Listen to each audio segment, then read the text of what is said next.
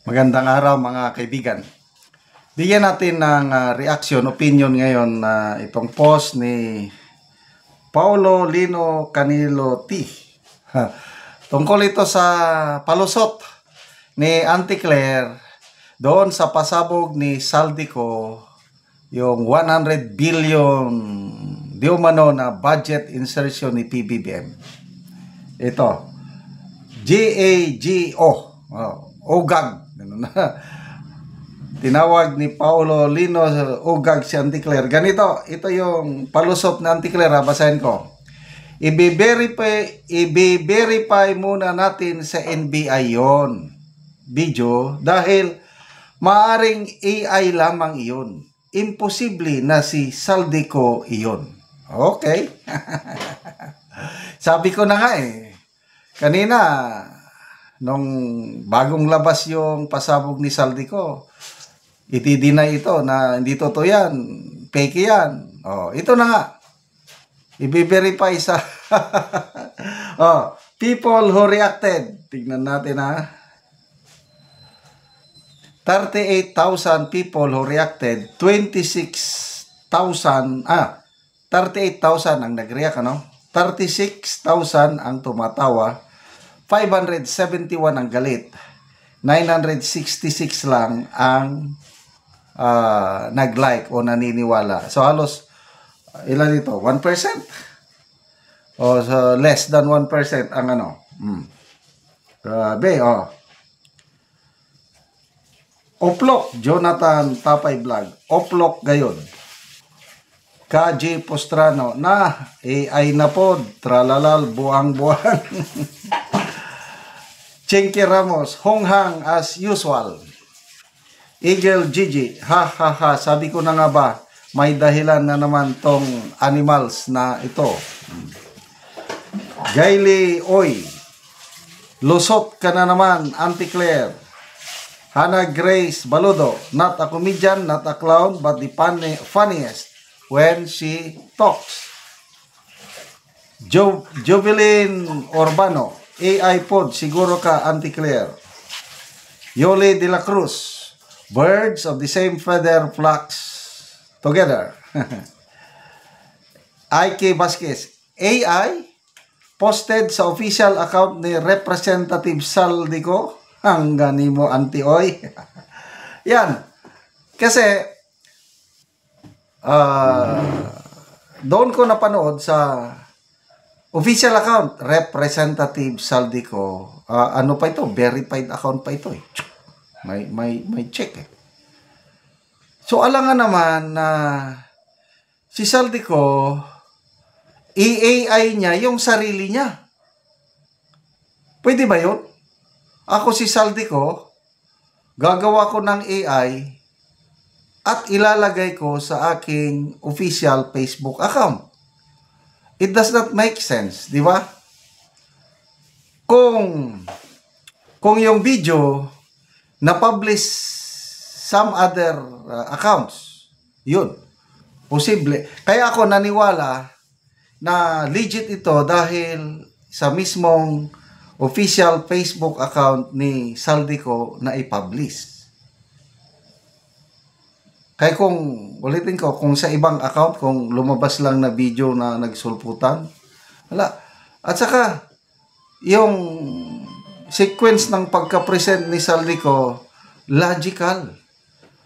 Very, matandaan ko pa, Nagsimula ito, sabi niya, nung tinawagan ako ni Secretary Pangandaman, na ganito, i-insert sa budget ang 100 billion. Tanungin mo si ganito. So, tinanong niya. May Yusek Bersamin na sinasabi. Ang tinanong niya, So, nag-ask permission o in-inform din niya si dating Speaker Romualdez. Sabi naman ni Romualdez na kung anong gusto ng hari, matutupad. Sundin natin yan.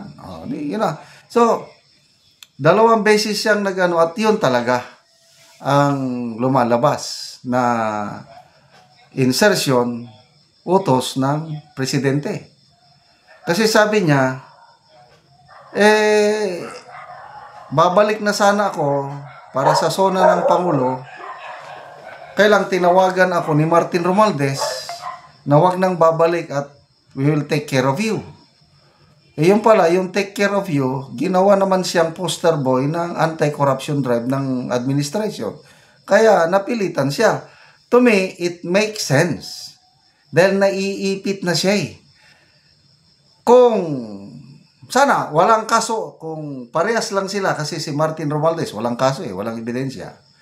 Kung si Saldico sana, hindi iniipit. Ang mga kinakakasuhan lang, eh, itong mga kontraktor, ayun, tapos biglang magsalita, eh, parang alanganin. Eh, ito, talagang gipit na siya. Ano yung kasabihan natin? Ang taong, nagigipit, parang kapit patalim na. Gagawin mo ng lahat, kaysa ano, kung ako ang nasa kalagayan ni Saldico, ganon din ang gagawin ko. Magsasalita na lang. Eh, inutusan nyo lang ako eh. Bakit hindi ako kayo? Dadamay ko kayo. Yun, dinamay niya. So ngayon, i-verify.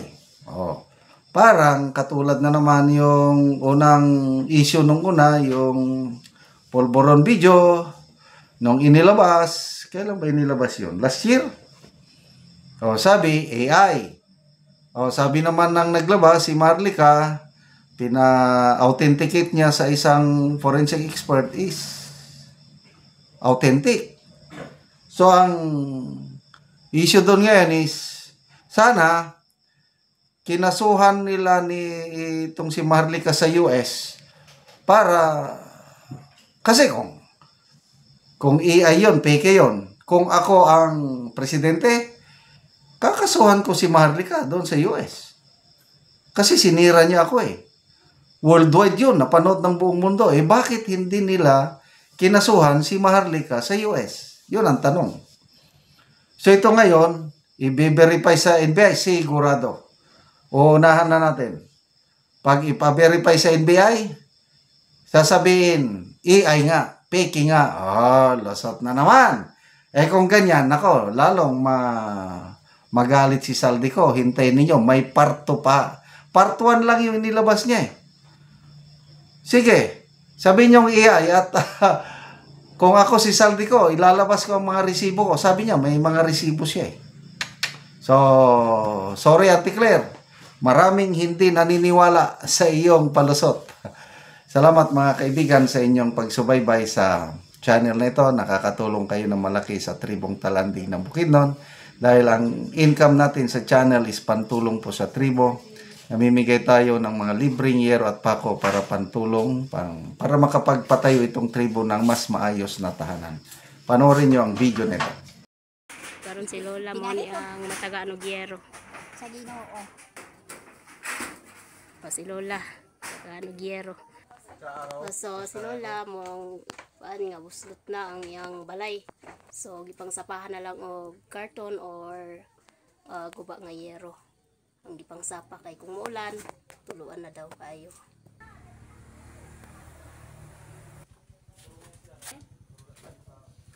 So guba na gid kay ang yero ni Lola. So karon Lola, pila na ni katuig ang imong balay? 20. So 20 years na ang balay ni Lola. So pila na imong edad Lola? 72. 72. So na kay anak Lola? Oh, anak man ako ang asawa ani. Si Lola, mga minyo nang yang mga anak. O napakay banala? Namatay na. So balo na si Lola. So May, tabangan na lang siya sa iyang anak sa pag-atop sa iyang balay. Sa edad din human na. So 13 years na daw ang iyang bana nga nawala. So balo na si Lola. So iyang anak lang ang mag-atop sa iyang yero nga. Kuba na kayo, so luoy kayo si Lola. So kinsa imong ipaatop Lola? Si William. So iyang anak ang ipaatop. Salamat sa Ginoo kay tagaan ko sin mag-atop ko. Sige Lola. Salamat sa Ginoo kay sin naot ko nga daghang pang mga tabanan. Sige Lola. Salamat sa walay tabang di pagyud ko makato. Daghan salamat. Sige Lola, salamat po kaayo.